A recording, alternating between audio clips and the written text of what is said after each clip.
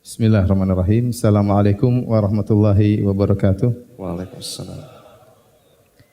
Alhamdulillahi ala ihsanih wa syukru lahu ala taufiqihi wa amtinanih wa asyhadu an la ilaha illallah wahdahu la syarika lahu ta'ziman li sya'nih wa asyhadu anna Muhammadan abduhu wa rasuluhu da'ila ridwanih. Allahumma salli alaihi wa ala alihi wa ashabihi wa ikhwanih. Hadirin dan hadirat yang dirahmati oleh Allah Subhanahu wa taala, puji dan syukur kita panjatkan seagung-agungnya kepada Rabb kita yang Maha Baik, yang Maha Pemurah, yang masih memberikan kita untuk merasakan detik-detik indahnya bulan Ramadan, yang masih memberikan kita kesempatan untuk melantunkan Al-Quran, menelaah kitabullah, dan alhamdulillah pada sore hari ini kita dikumpulkan di Masjid Agung Al-Azhar dalam rangka untuk majelis ilmu. Semoga segala kegiatan kita dicatat sebagai pahala di sisi Allah Subhanahu wa taala. Salawat dan salam tercurahkan selalu kepada junjungan kita Nabi Muhammad sallallahu alaihi wasallam dan juga kepada keluarganya serta seluruh sahabat beliau tanpa terkecuali. Kita berkumpul di sini untuk membicarakan suatu ibadah yang sangat agung, yaitu ibadah bertaubat kepada Allah Subhanahu wa taala. Yang ibadah tersebut bukan hanya diperlukan oleh orang-orang yang tenggelam dalam kemaksiatan. Bahkan setiap kita, setiap muslim butuh untuk bertobat kepada Allah Subhanahu wa taala. Jangankan kita, bahkan manusia terbaik Rasulullah sallallahu alaihi wasallam, alladzi qad ghufira lahu ma taqaddama min dzambi wa ma ta'akhkhar, yang telah diampuni dosa-dosa yang telah lalu dan yang akan datang. Beliau berkata, ya ayuhan nas tubu ilallah, fa wallahi inni astaghfiru ilallah wa atubu ilaih fil yaumi akthar min 70 marrah. Kata beliau, wahai manusia sekalian, bertobatlah kepada Allah. Demi Allah sungguhnya aku beristighfar dan bertobat kepada Allah setiap hari lebih daripada 70 kali. Bahkan dalam sebagian riwayat, sahabat pernah menghitung Nabi. Sekali majelis, sekali duduk, Nabi pernah beristighfar 100 kali. Rabbi ghfirli wa tub alayya innaka antat tawwabur rahim. Ya Rabbku, ampunilah aku dan aku bertobat kepada Engkau. Sungguhnya Engkau adalah Maha penerima taubat dan Maha pengasih lagi Maha penyayang. Dihitung oleh sahabat sampai 100 kali. Jika Nabi SAW yang luar biasa imannya, yang surga tidak akan terbuka kecuali yang mengetuknya Nabi SAW, bertobat sedemikian itu, bagaimana lagi dengan kita? Maka nanti akan saya jelaskan bahwasanya taubat ya, ini adalah ibadah yang harus dilakukan oleh setiap muslim. Jangan sampai ada yang bertanya, Ustaz, saya kan anak masjid, ngapain saya bertobat? Saya anak masjid, pemuda masjid Al-Azhar, pemuda masjid Rabbanian. Apakah saya harus bertobat? Iya, semua orang harus bertobat kepada Allah Subhanahu wa taala. Sebelum kita menjelaskan tentang kewajiban bertobat, saya ingin menjelaskan tentang keutamaan bertobat. Keutamaan bertobat. Terlalu banyak dalil yang menunjukkan akan keutamaan bertobat, akan agungnya bertobat kepada Allah Subhanahu wa taala. Yang pertama, para hadirin dan hadirat yang dirahmati oleh Allah Subhanahu wa taala, ternyata orang yang sering bertobat itu orang yang dicintai oleh Allah Subhanahu wa taala. Kalau Anda ingin dicintai oleh Allah Subhanahu wa taala, seringlah bertobat kepada Allah Subhanahu wa taala. Al-Imam Ibnu Qayyim rahimahullah pernah berkata, "Laisa sya'nu an tuhib, wa innama sya'nu an tuhab." Bukanlah perkaranya engkau mencintai, tetapi yang lebih penting apakah kau dicintai oleh Allah Subhanahu wa taala. Kita mungkin cinta kepada Allah, tapi apakah cinta kita ternyata dibalas oleh Allah, ataukah cinta kita hanya bertepuk sebelah tangan? Kalau kita ingin dicintai oleh Allah, di antaranya adalah banyak bertobat. Kata Allah Subhanahu wa taala, "Innallaha yuhibbut tawwabin." Sungguhnya Allah mencintai hamba-hambanya yang bertobat. Oleh karenanya hamba-hamba Allah yang sangat beruntung di hari kiamat kelak adalah yang paling banyak beristighfar. Kata Nabi sallallahu alaihi wasallam, "Tuba liman wajada fi sahifatihi istighfaran katsiran." Sungguh beruntung seorang hamba yang dia mendapati dalam catatan amal dia istighfar yang banyak. Beruntung dia. Maka seringlah Anda bertobat kepada Allah Subhanahu wa taala. Ini salah satunya, dengan bertobat kita meraih kecintaan Allah kepada kita. Yang kedua, para hadirin dan hadirat yang dirahmati oleh Allah Subhanahu wa taala. Taubat ternyata salah satu sebab untuk masuk surga. Dan ini adalah keutamaan yang selalu saya renungkan betapa mulianya, betapa baiknya Tuhan kita. Seharusnya seorang kalau bermaksiat, kemudian dia bertobat kepada Allah Subhanahu wa taala, harusnya impas, selesai.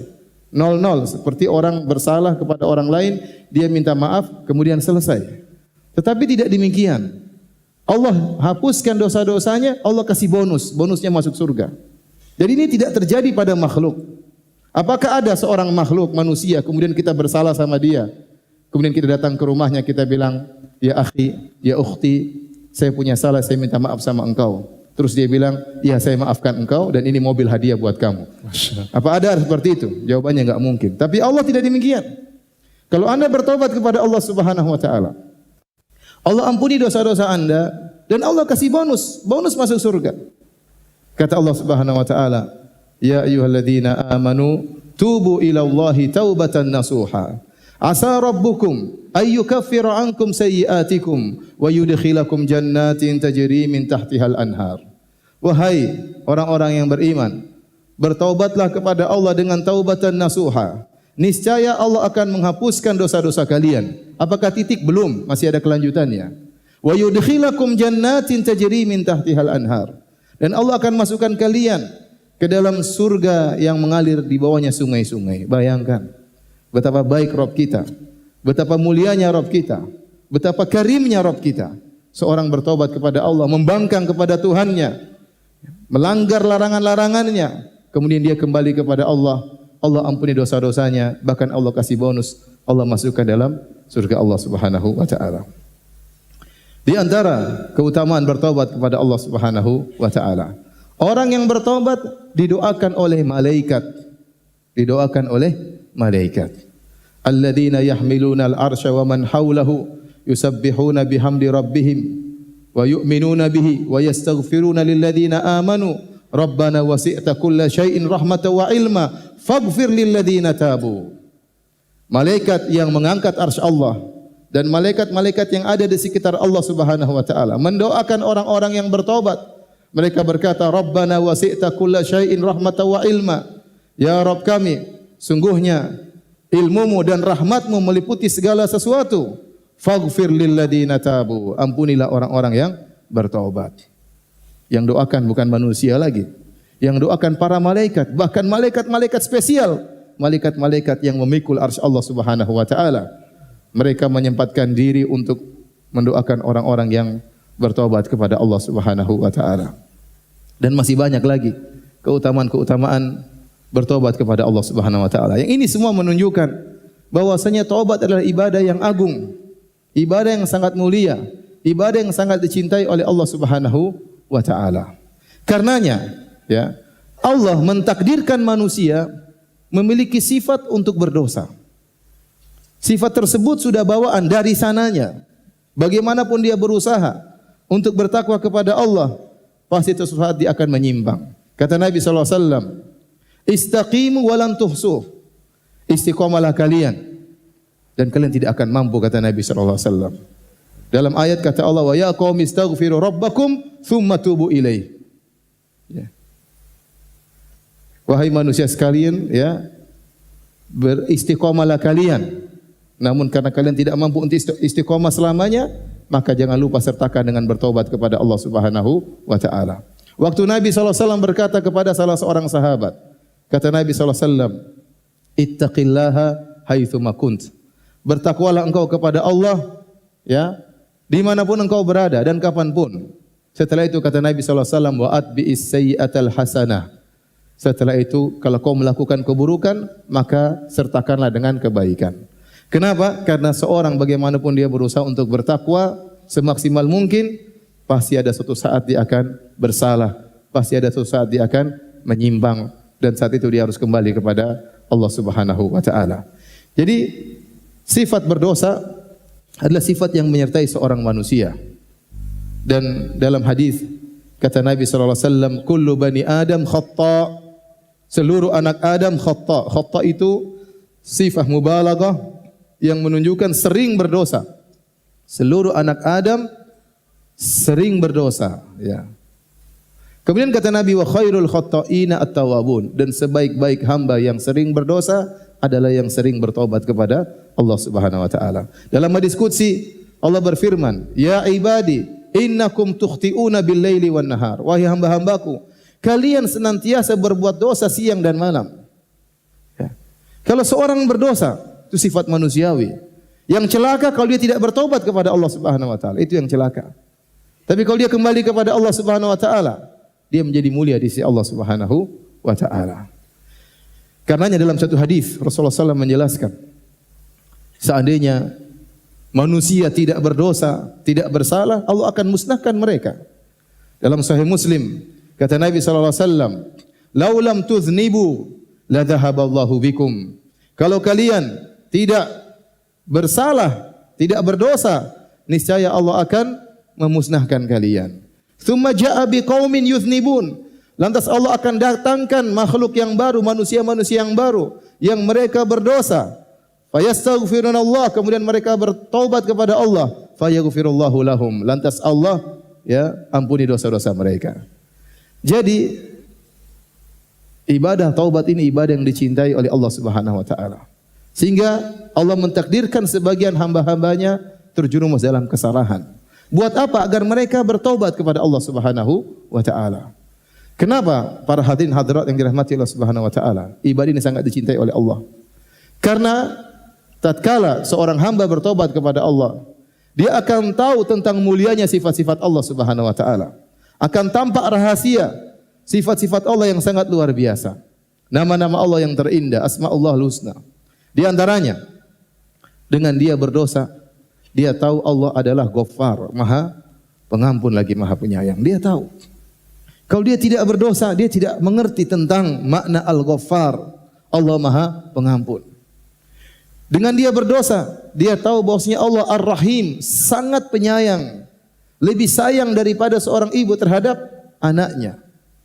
Lebih sayang daripada seorang ibu terhadap anaknya. Seorang hamba mungkin bersalah kepada ibunya, mungkin bersalah kepada orang tuanya. Dia minta maaf. Orang tuanya tidak maafkan. Terkadang demikian. Terkadang demikian orang tuanya tidak maafkan. Tapi kalau dia minta maaf kepada Allah, dosanya sebesar apapun, sebanyak apapun Allah akan ampuni. Ini bukti bahwasanya Allah lebih sayang kepada hambanya daripada orang tua terhadap anaknya, daripada seorang ibu terhadap putranya. Kata Nabi sallallahu alaihi wasallam, "Lallahu arham bi ibadihi min hadhihi bi waladiha." Allah lebih sayang kepada hambanya daripada seorang ibu terhadap anaknya. Nabi mengucapkan hadis ini kapan? Tatkala ada seorang ibu yang kehilangan putranya dalam peperangan, maka dia pun menangis, mencari-cari mana putranya yang hilang. Tiba-tiba setelah dia kehilangan putranya, dia pun mendapati putranya, segera dia dekap, lalu dia susui putranya tersebut, masih bayi. Ini adalah bentuk rasa cinta yang terbesar yang ada di alam semesta. Kasih sayang terbesar di alam semesta adalah kasih sayang seorang ibu terhadap anaknya. Terlebih-lebih lagi dalam kondisi demikian, sang ibu baru saja kehilangan anaknya. Dia cari ke sana ke sini tidak dia temukan, betapa sedihnya. Kemudian tatkala dia temukan anaknya, dia peluk, luar biasa rasa cinta tersebut, kasih sayang tersebut. Saat Nabi melihat kondisi ini, Nabi ingin menjelaskan kepada para sahabat, di depan para sahabat. Kata Nabi, "Tidakkah kalian lihat wanita ini? Apakah wanita ini akan melemparkan anaknya di api?" Kata mereka, "Tentu tidak ya Rasulullah." Kata Nabi sallallahu alaihi wasallam, "Lallahu arhamu bi ibadihi min hadhihi bi waladiha." Allah lebih sayang kepada hamba-hambanya daripada ibu ini terhadap anaknya. Ya. Dan antum bayangkan makna ini. Kalau kita sebagai orang tua, anak kita bersalah, nakal, kita tegur dia membangkang. Ya, dia nakal, mungkin kita sudah jewer, dia masih saja membangkang. Kita udah pukul, dia masih aja membangkang, masih nakal. Kemudian dia kabur dari rumah. Gimana perasaan kita? Kasihan. Kasihan. Kita ingin dia kembali. Kita tunggu dia enggak balik-balik. Sehari, 2 hari, 3 hari, seminggu. Kita sedih memikirkan, aneh kemana dia? Dia tidak kembali-kembali. Begitu dia kembali, bagaimana perasaan kita? Sayang atau tidak? Sayang sama dia. Demikian kira-kira walillahil matsalul a'la. Dan perumpamaan kepada Allah lebih tinggi. Kalau ada hamba Allah yang bertobat kembali kepada Allah, Allah sangat sayang kepada dia. Makanya Nabi SAW bersabda, "Lallahu arhamu, lallahu asyaddu farahan bi abdihi hina yatubu ilaihi min ahadikum ala rahilatihi kana bi ardin falatin fanfalatat minhu." Kata Nabi SAW, sungguhnya Allah lebih gembira dengan tobatnya seorang hamba kepada Allah daripada salah seorang dari kalian. Dia dengan membawa tunggangannya di padang pasir. Fanfalatat minhu, tiba-tiba ontanya tersebut, tunggangannya tadi kabur. Wa 'alaiha ta'amuhu wa syarabuhu. Ternyata di ontanya tersebut bekalnya seluruhnya di situ. Makanannya, minumannya di situ. Dia sudah putus asa. Fa ayisa min rahilatihi. Dia pun putus asa dari tunggangannya tadi. Fa dhahaba ila dhilli tahti syajarah. Maka dia pun pergi ke bawah sebuah pohon. Fattaja'a tahta dhilli syajarah, kemudian dia berbaring di bawah naungan sebuah pohon. Dia menunggu kematiannya. Dia sudah putus asa. Di tengah padang pasir, apa yang bisa dia lakukan? Makanan tidak ada, minuman tidak ada. Dia berbaring di bawah sebuah pohon, menunggu kematian datang secara bertahap.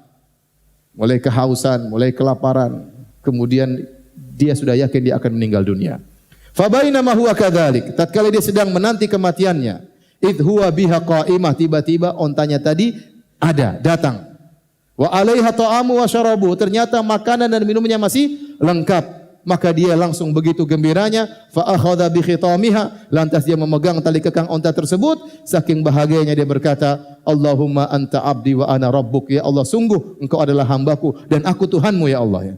Kata Nabi, akhta'a min syiddatil farah, dia salah ngomong karena saking apa? Gembiranya. Kata Nabi, Allah lebih gembira dengan tobatnya seorang hamba daripada orang ini. Ini menunjukkan betapa luas rahmat Allah Subhanahu wa taala. Dan Anda tidak bisa merasakan hal tersebut kecuali setelah Anda berdosa. Baru Anda tahu bahwasanya Allah masih sayang kepada saya. Allah masih tunjukkan saya kepada jalan kebenaran. Allah masih menyelamatkan saya daripada kehinaan, daripada kenistaan. Setelah bertahun-tahun mungkin saya tenggelam dalam kenistaan. Allah masih sayang kepada saya. Lebih besar kasih sayang Allah daripada seorang ibu terhadap anaknya. Dengan kita terjerumus dalam dosa, dengan adanya ibadah taubat, kita tahu benar nama Allah As-Sittir, yang maha menutup dosa-dosa. Betapa sering kita melakukan dosa-dosa, Allah tutup dari pandangan manusia, tidak ada yang tahu. Hanya Allah yang tahu apa yang kita lakukan. Oleh karenanya Ibnu Qayyim rahimahullah berkata, kalau ada orang memuji Anda, ada orang memuji antum, sebenarnya tidak sedang memuji kelebihan antum tentang amal soleh antum, tidak. Orang ini tidak sedang memuji kesolehan Anda. Sesungguhnya orang ini sedang memuji begitu agungnya sifat menutupnya Allah Subhanahu wa taala. Azimi sitrillah alaih. Sungguhnya dia sedang memuji bagaimana agungnya sifat Allah menutupi dosa-dosa Anda. Karena seandainya kalau Allah angkat sitirnya, Allah angkat tutupan tersebut, kemudian orang akan melihat dosa-dosa Anda, maka tidak ada yang menghargai Anda. Apa kata Muhammad bin Wasi' rahimahullahu taala? "Lau kana lidzunub rihun ma jalasa ilayya ahadun."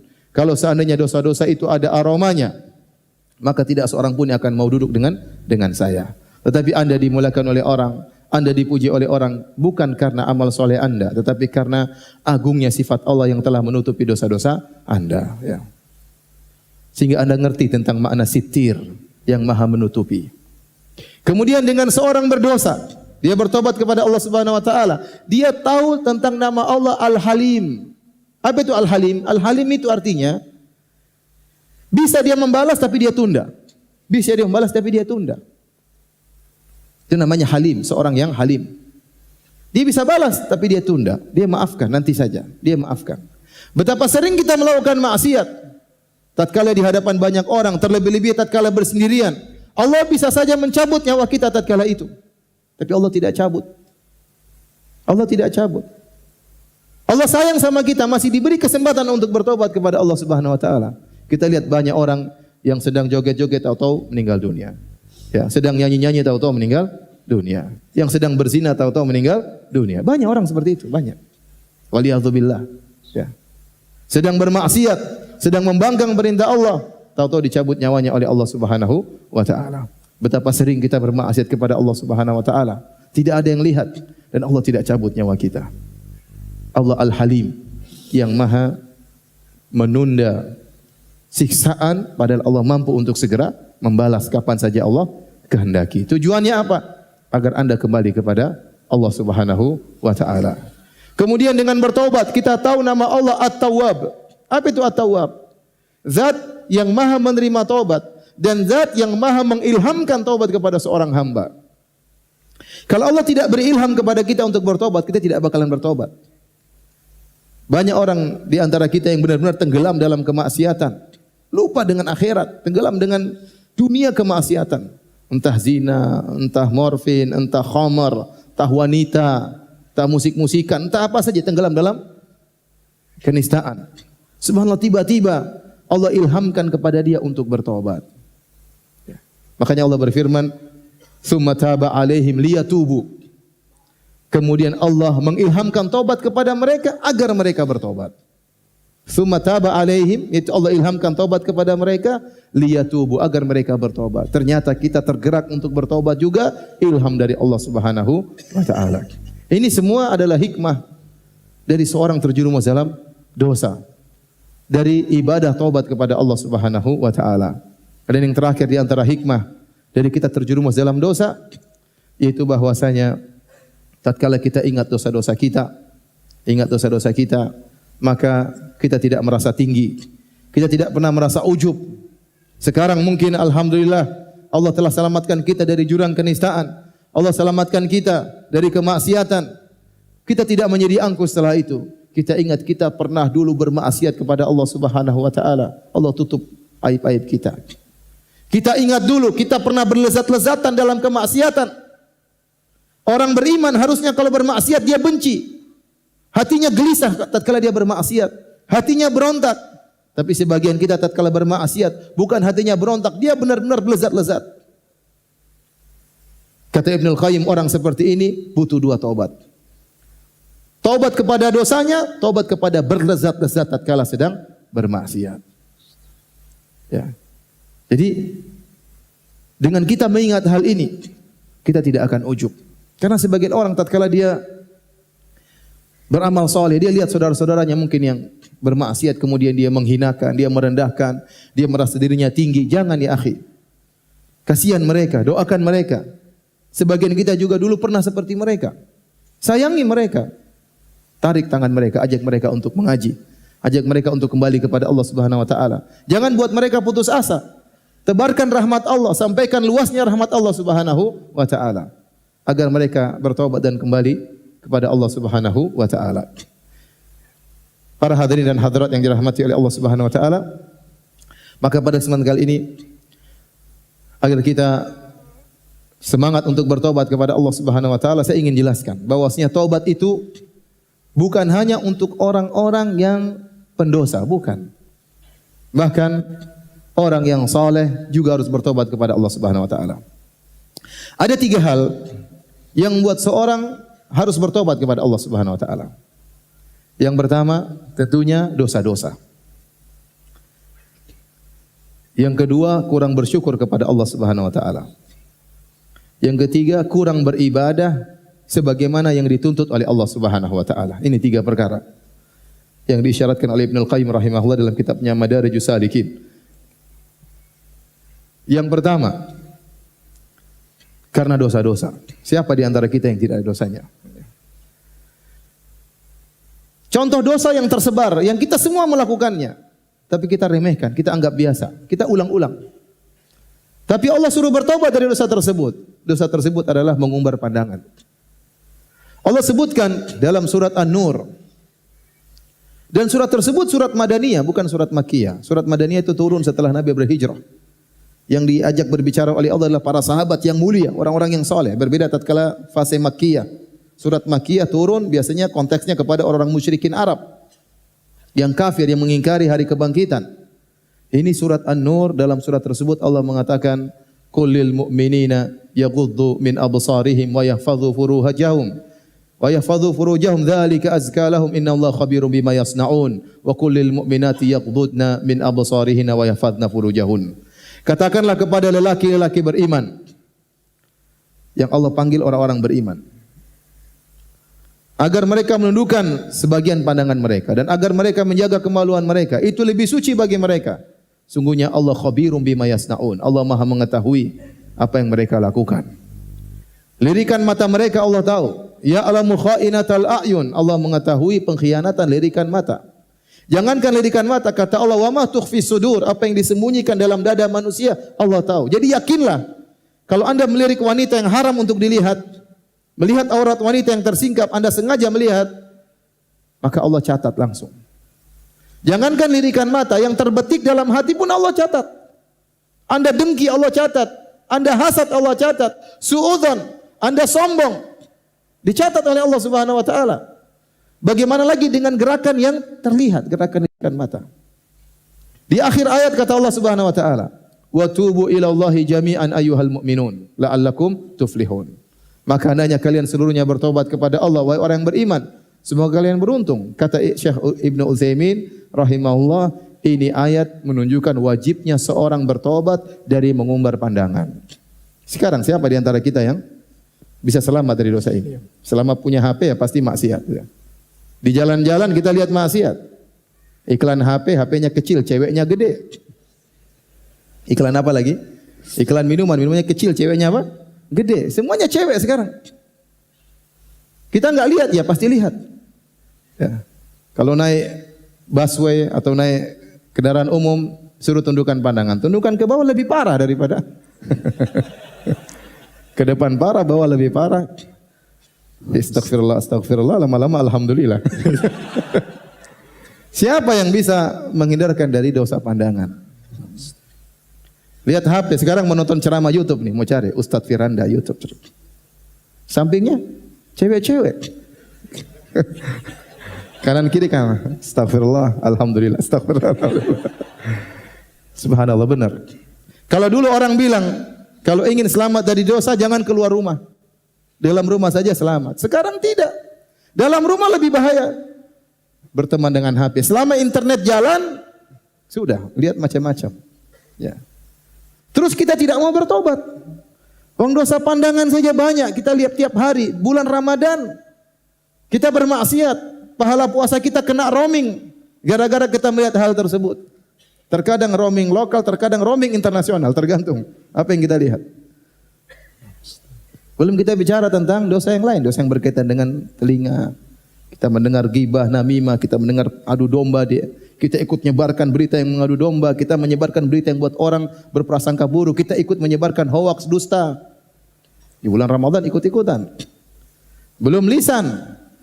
Lisan yang kita bicarakan, termasuk yang kita tulis, yang kita komentar. Betapa banyak kita komentar di media sosial. Kita maki-maki, kita tuduh-tuduh, ini semua dosa. Setelah itu mungkin kita delete, tapi malaikat sudah mencatat, terlanjur dicatat malaikat. Mau diapain? Itu bukan dosa, itu dosa. Belum berkaitan dengan hati. Su'udzon, merendahkan orang lain, sombong, angkuh. Karena ada kesombongan kita merendahkan orang lain, tidak menghargai orang lain. Siapa sih dia? Itu merendahkan. Itu dosa.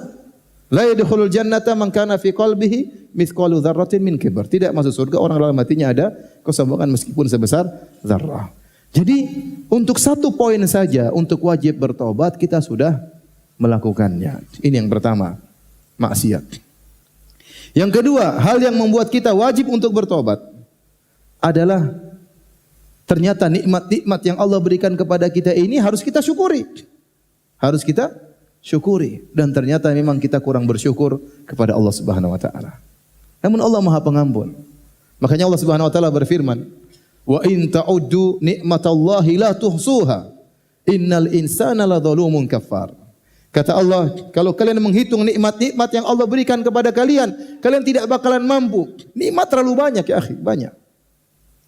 Sampai seorang ulama mengatakan, kalau Anda ingin tahu nikmat Allah, sekali-sekali Anda bangun di malam hari, kemudian atau di pagi hari, baru bangun tidur, tutup mata Anda, kemudian masuk ke toilet, cari mana odol, mana apa, sikat gigi, coba jangan melihat, biar Anda tahu nikmat mata itu luar biasa. Anda bangun, kemudian cari, ternyata Anda sikat gigi, ternyata pakai alat cukur, bagaimana? Nikmat pandangan luar biasa kita gunakan untuk maksiat. Kita kurang bersyukur kepada Allah dengan nikmat yang begitu banyak. Makanya Allah akhiri ayat tersebut dengan mengatakan innal insana ladzalumun kafar. Sungguhnya manusia suka menzalimi diri mereka sendiri dan suka ingkar kepada nikmat Allah Subhanahu wa taala. Manusia apa sifatnya? Kata Allah innal insana lirabbih lakanud. Manusia itu suka mengeluh. Kata Hasan Al-Basri, yazkurul masaib wa yansa ni'am. Yang dia ingat-ingat musibah-musibah yang menimpanya. Sementara nikmat-nikmat dia lupakan.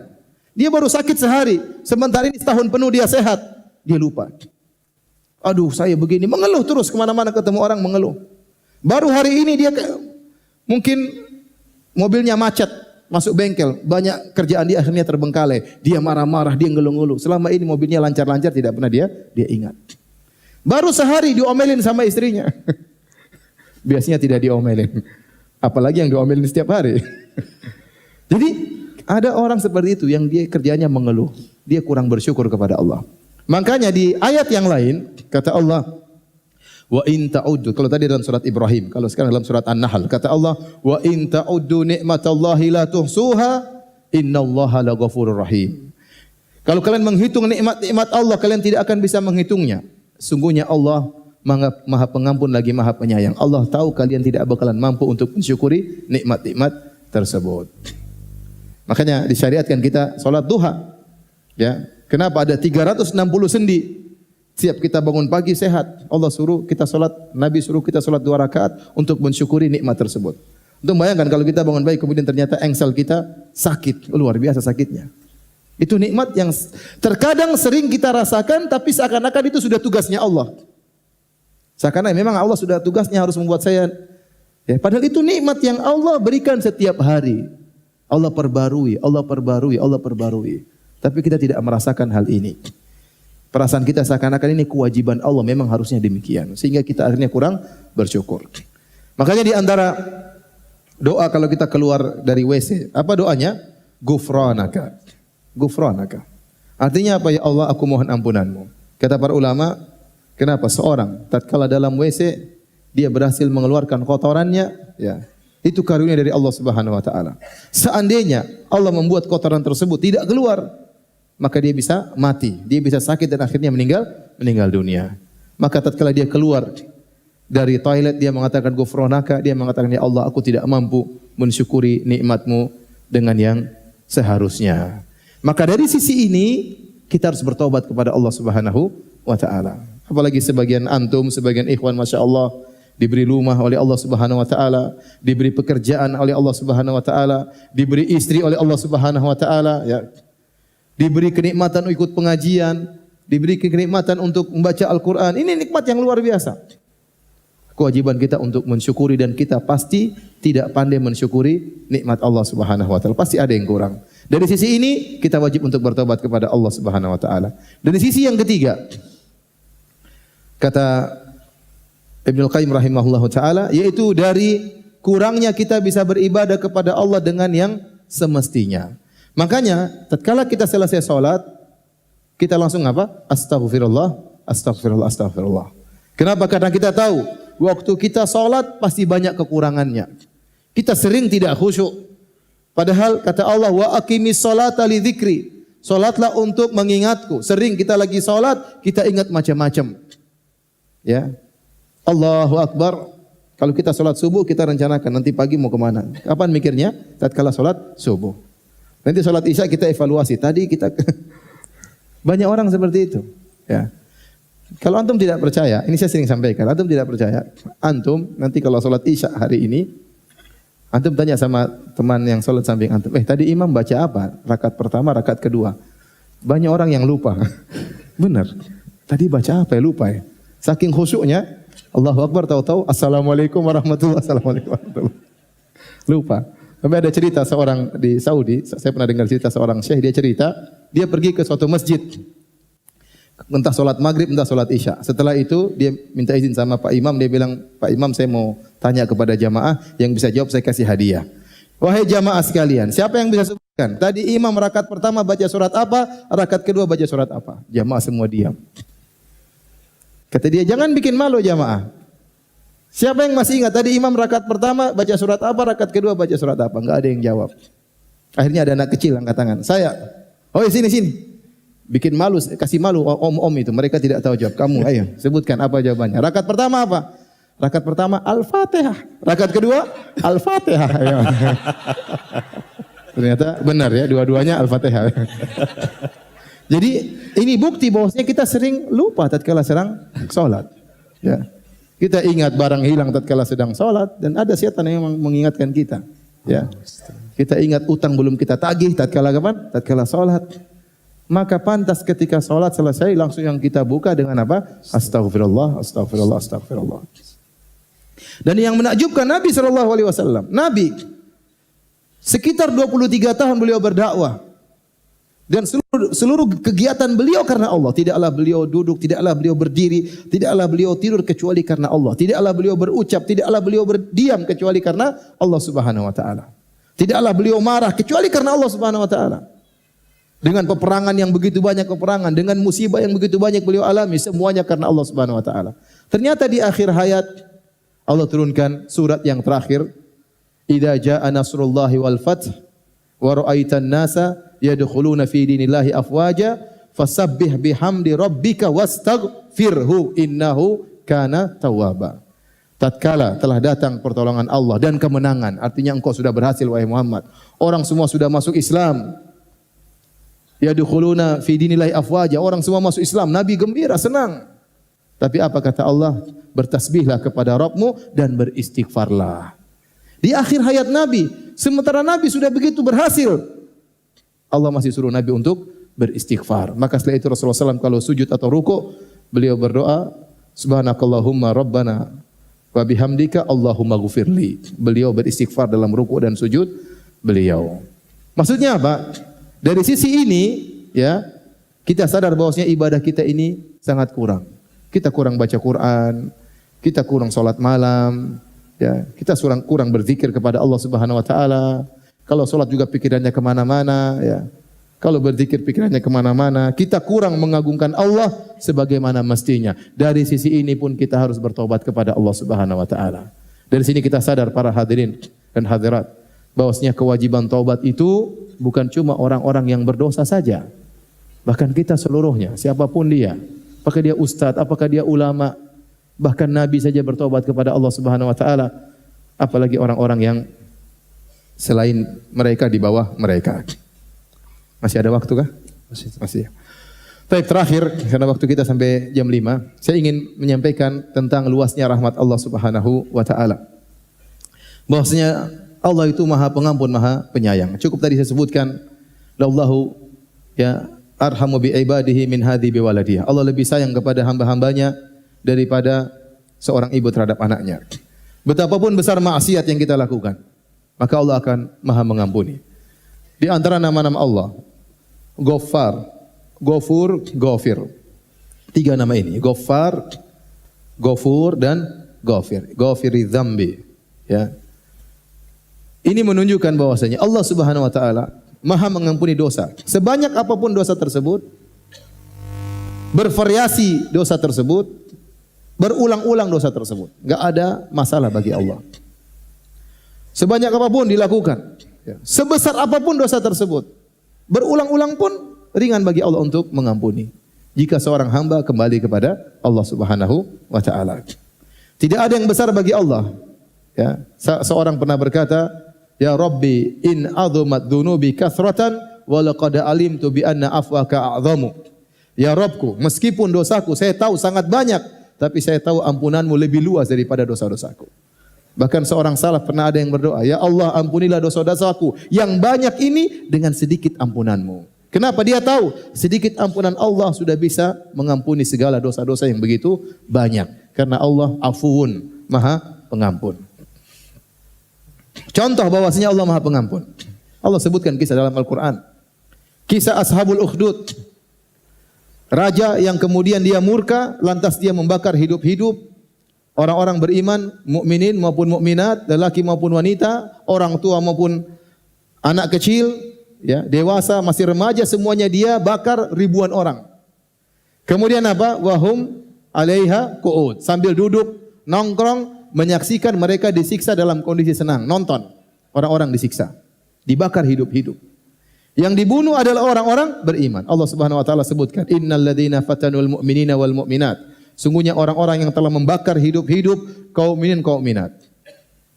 Menurut logika kita mungkin orang ini bagaimana bisa diampuni oleh Allah Subhanahu wa taala? Kalau ada orang membakar kiai, dibakar hidup-hidup, kita bilang apa? Oh, ini orang memang di neraka jahanam paling bawah. Kiai berdakwah kepada jalan Allah, hafal Quran, hafal hadis, tiap hari ceramah, dibakar hidup-hidup. Ini orang bakalan masuk neraka paling bawah. Ternyata orang ini bukan cuma membakar satu orang, dia bakar ribuan orang.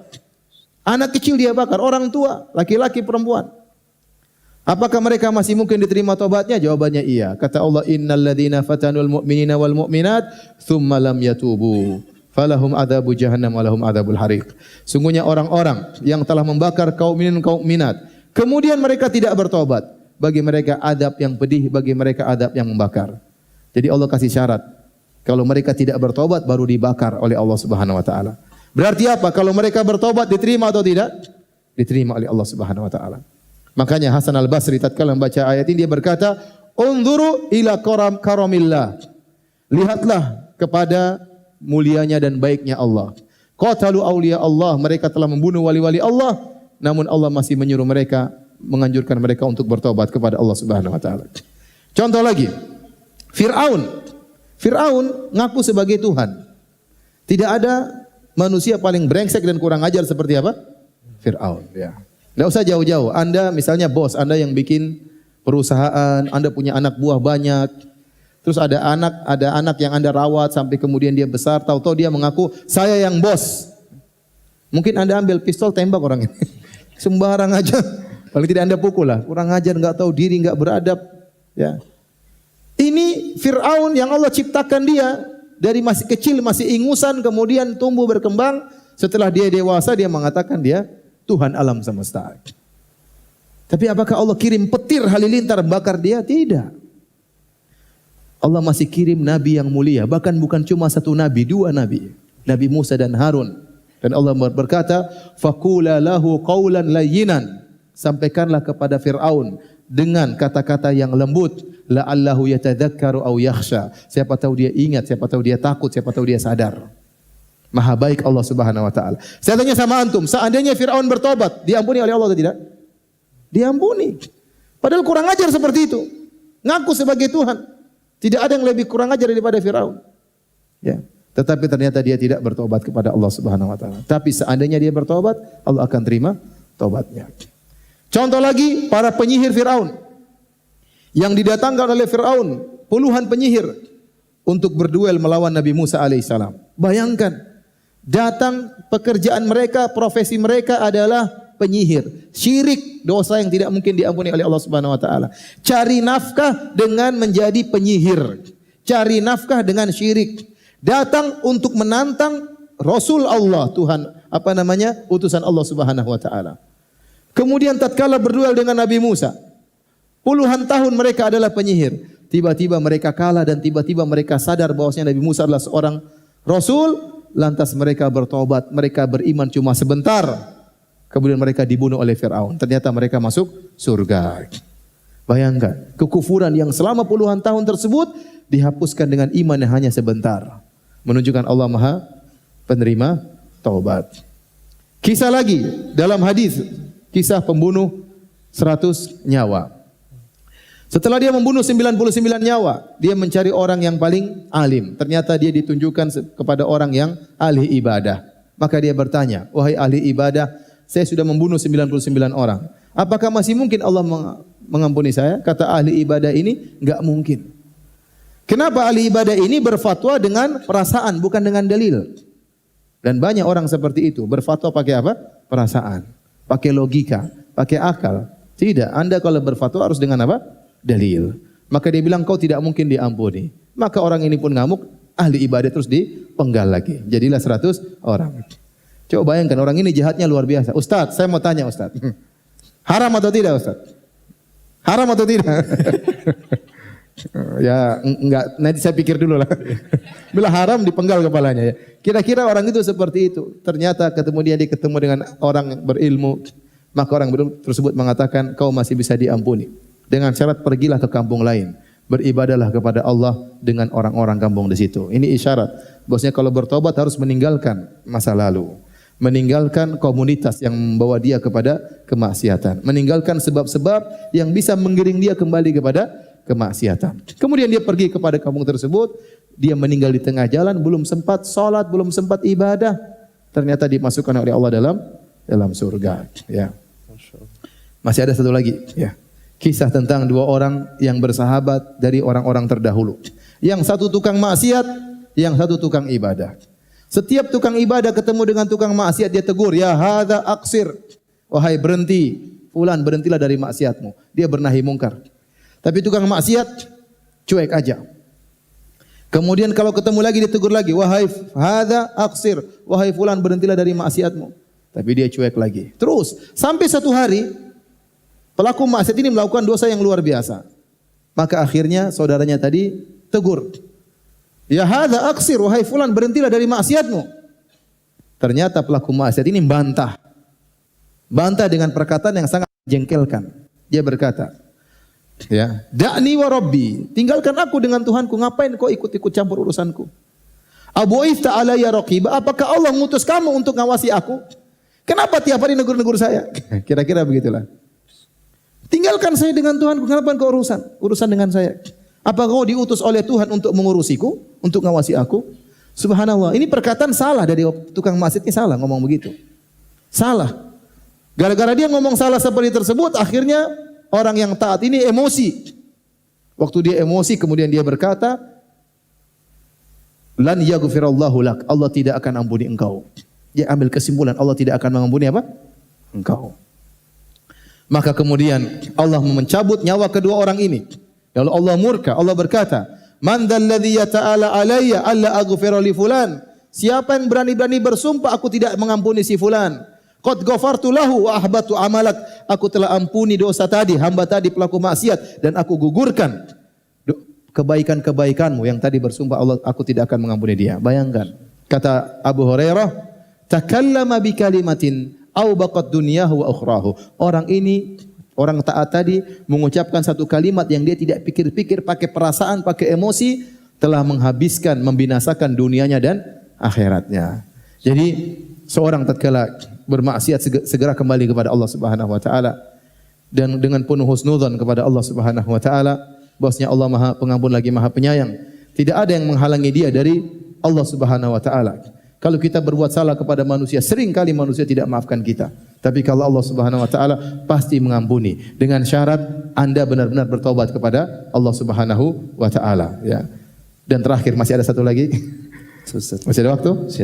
Kisah disebutkan oleh Ibnu Katsir dalam Al-Bidayah wan Nihayah tentang seorang yang luar biasa suka menumpahkan darah, namanya Al-Hajjaj bin Yusuf Ats-Tsaqafi. Yang dia hidup di zaman sahabat. Dia bunuh Sa'id bin Jubair, dia bunuh, bahkan dia mengancam bunuh sahabat. Orang banyak sekali dia bunuh, suka numpahkan darah. Ya, sampai semua orang ya melaknat dia. Di akhir hayatnya disebutkan tatkala dia sakratul maut, dia berdoa. Apa dia berkata? Allahumma ghufirli fa innahum yaz'umun annaka la taf'al. Kata dia, ya Allah, dia tahu dosanya banyak sekali. Ya Allah, ampunilah aku ya Allah. Karena mereka menyangka kau tidak akan mengampuni aku. Dia bilang apa? Karena saking parahnya dosa-dosanya, orang-orang bilang sudah dia di neraka. Bahkan ada yang mengkafirkan dia. Begitu dia mau meninggal, dia berkata, Allahumma ghufirli fa innahum yaz'umun annaka la taf'al. Ya Allah, ampunilah aku. Sungguhnya mereka menyangka engkau tidak akan mengampuni aku. Dalam sebagian riwayat dia berkata, ya Allah, sungguhnya mereka sedang menunggu kematianku dan mereka akan gembira dengan kematianku karena waktu itu dia sakit. Orang-orang semua yang di penjara berdoa supaya dia mati. Kemudian di akhir dia berkata, dia berdoa demikian. Akan tapi engkau lebih mulia daripada mereka. Ampunilah aku wahai Tuhanku. Saya katakan ini Hajjaj bin Yusuf Ats-Tsaqafi di akhir hayatnya, dan dia orang yang luar biasa kezalimannya, dia berhusnudzon kepada Allah Subhanahu wa taala. Apalagi antum, apalagi kita yang dosa-dosa kita jauh dari dia, hendaknya kita berhusnudzon kepada Allah Subhanahu wa taala. Demikianlah para hadirin hadirat, apa yang bisa saya sampaikan pada kesempatan kali ini. Semoga Allah menjadikan kita hamba-hambanya yang senantiasa bertobat kepada Allah Subhanahu wa taala. Wabillahi taufik. Assalamualaikum warahmatullahi wabarakatuh. Waalaikumsalam warahmatullahi wabarakatuh.